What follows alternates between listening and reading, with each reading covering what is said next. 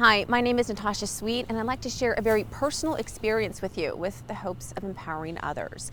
Now, I didn't grow up around guns. In fact, I didn't touch my first gun until my mid-20s. And the reason it changed for me is pretty dramatic, and it's not about politics. It's a simple fact that I'm a woman, and I have the right to protect myself. Running has always been my form of therapy. It always puts things into perspective. It kind of calms me down and lets me take a step outside to see the bigger picture. Little did I know my life would forever change after a morning run my freshman year of college. I lived in a studio by myself in Pacific Beach, California. It was just a few blocks from the water. I simply loved it.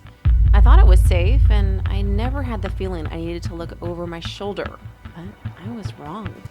One morning, I went for a nice run, came home around 7 a.m., and jumped in the shower. Thankfully, a friend of mine was over at my place at the time and started yelling like crazy. He later explained to me a man came in and was headed for my bathroom, but quickly fled when he saw my friend. I almost didn't believe it.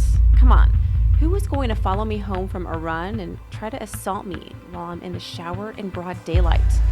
My friend wrote threatening notes and posted them in my window. I thought he was crazy and just plain overreacting. That is, until the same guy came back a second time a week later. My same friend dropped me off at my place around 10 p.m. after we finished working out at the gym together. Well, as I'm getting out of the shower, I open the bathroom door only to find a man sticking a screwdriver through the screen in my window, trying to break it open. My heart jumped to my throat. Standing there in my towel, I had no way to defend myself.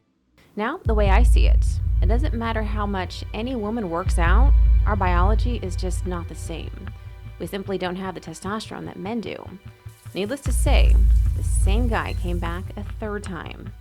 After my landlord refused to put security cameras up and police wouldn't take his prints from my door, I moved to Orange County. Is ABC Alaska News at 10 with Natasha Sweatte. I then moved to Alaska a few years later for my career.